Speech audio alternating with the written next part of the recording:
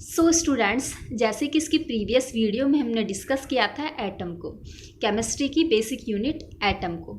इस वीडियो में हम डिस्कस करने वाले हैं परमाणु की संरचना को, यानी कि स्ट्रक्चर ऑफ एटम, यानी कि परमाणु बना किससे है और किस तरीके की इसकी स्ट्रक्चर होती है।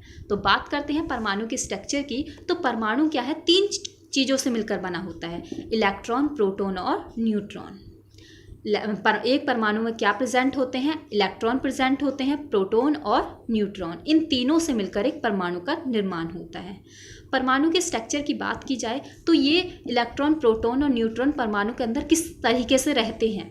तो अगर इसके स्थान की बात करी जाए कि इलेक्ट्रॉन कहाँ प्रेजेंट होते हैं परमाणु में, प्रोटॉन कहाँ और न्यूट्रॉन कहाँ, तो इस तरीके की ये जो आप देख रहे हो, ये सर्कल जो देख रहे हो, ये क्या है, एक एटम है।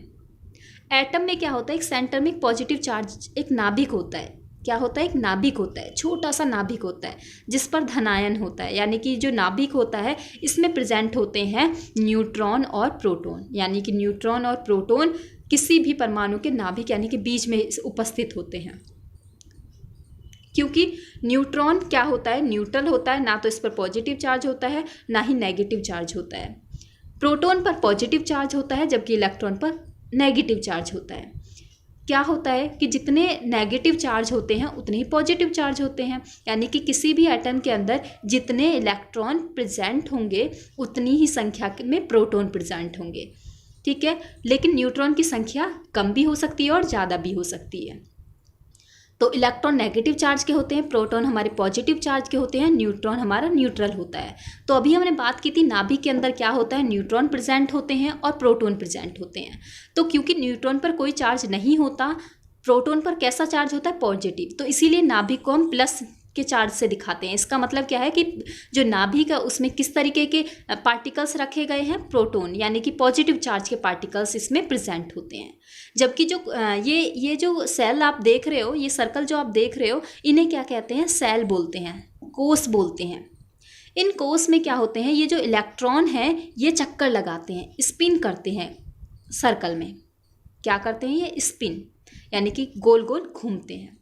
तो इस तरीके से हम कह सकते हैं कि किसी भी परमाणु में सेंटर में उसके नाभिक में प्रोटॉन और न्यूट्रॉन उपस्थित होते हैं। न्यूट्रॉन हमारा न्यूट्रल होता है, उस पर कोई चार्ज नहीं होता। प्रोटॉन पर पॉजिटिव चार्ज होने की वजह से नाभिक को प्लस के चार्ज से दिखाया जाता है। और इलेक्ट्रॉन जो होते हैं वो इसकी कक्षाओं में यानी कि कोषों में, ऑर्बिटल भी कहते हैं हम इन्हें, इनके कोषों में हम क्या है, चक्कर लगाते हैं, गोल गोल चक्कर लगाते हैं। अब इन सेल के भी, इन कोष एनर्जी सेल बोल सकते हैं हम इनको, क्योंकि किसी भी परमाणु के एनर्जी को शो करते हैं ये। तो ये क्या है, इनके जो नाम है, जैसे कि ये पहली सेल है जो नाभिक के जस्ट बराबर में है, यानी कि नाभिक की पहली कक्षा जो है उसको के कोष कहते हैं, यानी कि फर्स्ट एनर्जी सेल कहते हैं। दूसरे कोष को हम क्या एल सेल कहते हैं, तीसरे एम और एन, KLMN। पहली सेल का नाम के, दूसरी सेल को एल, तीसरी सेल को एम और लास्ट सेल को एन। हम इस तरीके से इन कोष को दिखाते हैं।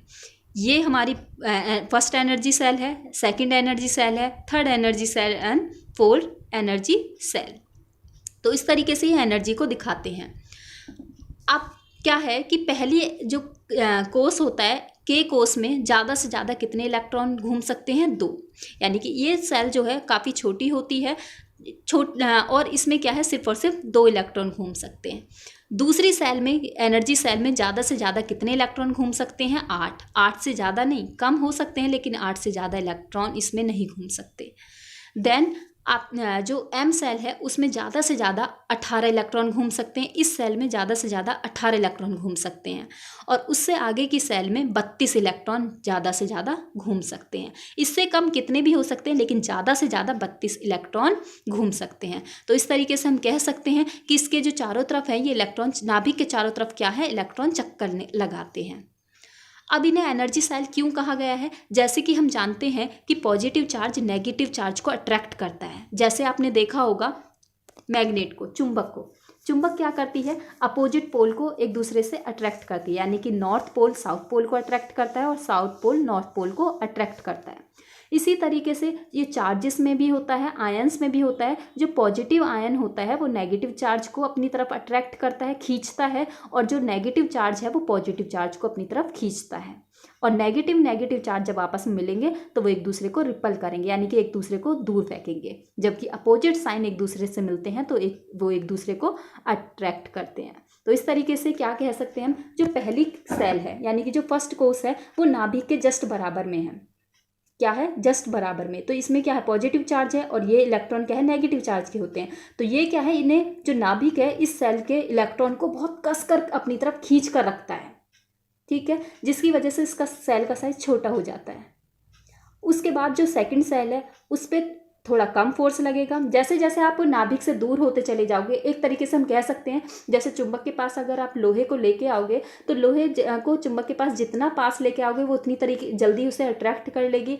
लेकिन जब हम चुंबक से लोहे को दूर ले जाते हैं तो धीरे धीरे धीरे धीरे क्या है, वो जो एक अट्रैक्शन है वो कम होता रहता है। तो इसी तरीके से इसमें भी होगा, जो नाभिक के पास वाली सेल है उसमें अट्रैक्शन फोर्स ज़्यादा होगा। जैसे जैसे ये सेल्स बढ़ती चली जाएंगी इसका नाभिक का जो खिंचाव है वो कम होता चला जाएगा। तो सबसे अधिक जो खिंचाव है वो किस सेल पे है, फर्स्ट एनर्जी सेल पर। इसके बाद सेकंड, थर्ड और फोर्थ। तो सबसे कम नाभिक का जो खिंचाव है किसकी तरफ होगा, लास्ट सेल की तरफ। तो ये आपको आई थिंक समझ आया होगा। अच्छा, इसमें जो कोष की संख्या भी हमने बात की थी कि फर्स्ट सेल में सिर्फ 2 ही इलेक्ट्रॉन घूम सकते हैं, ऐसा क्यों होता है। जैसे इसका फॉर्मूला है, आगे भी सेल हो सकती हैं, यानी कि और ज़्यादा इलेक्ट्रॉन हो तो वो किस तरीके से इसकी सेल में आएंगे। तो देखो ये क्या है, फर्स्ट कोष, यानी कि कोष की संख्या क्या है, पहली के सेल। इसमें जो फॉर्मूला होता है इलेक्ट्रॉन्स को भरने का वो होता है 2n²। 2n², 2 से मल्टीप्लाई करो, n क्या है, कक्षों की संख्या यानी कि कोष की संख्या, सेल की संख्या। तो जैसे कि ये k क्या है, k फर्स्ट सेल है तो n की जगह हमने 1 रखा और 1 का स्क्वायर क्या होता है, 1 ही होता है। तो 1 की मल्टीप्लाई अगर हम 2 में करेंगे तो कितने नंबर आएगा, 2। तो हम कह सकते हैं कि पहली कोष में यानी कि पहली सेल में कितने इलेक्ट्रॉन आ सकते हैं, मैक्सिमम 2 इलेक्ट्रॉन। देन दूसरे कोष यानी कि सेकंड एनर्जी सेल, कोष की संख्या दूसरी, 2 से मल्टीप्लाई हम कोष की संख्या का स्क्वायर में करेंगे तो कोष की संख्या हमारी 2 है, 2 का स्क्वायर करेंगे 4 होता है और 4 2 जा 8, ठीक है, 8 इलेक्ट्रॉन आ सकते हैं।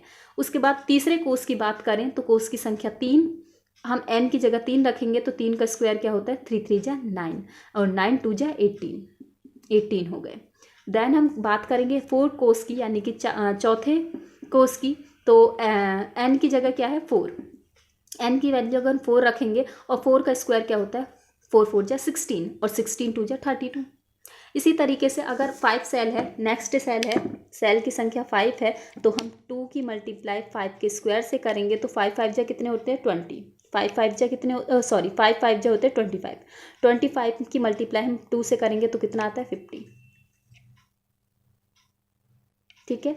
तो इस तरीके से क्या है, ये कोष की संख्या हम निकाल सकते, इलेक्ट्रॉन की संख्या हम निकाल सकते हैं कि किस कोष में किस सेल में कितने इलेक्ट्रॉन आ सकते हैं। तो इस वीडियो में हम इतना ही डिस्कस करेंगे। इसका जो नेक्स्ट पार्ट है वो बहुत इंपॉर्टेंट है, वो हम नेक्स्ट वीडियो में डिस्कस करेंगे। Thank you.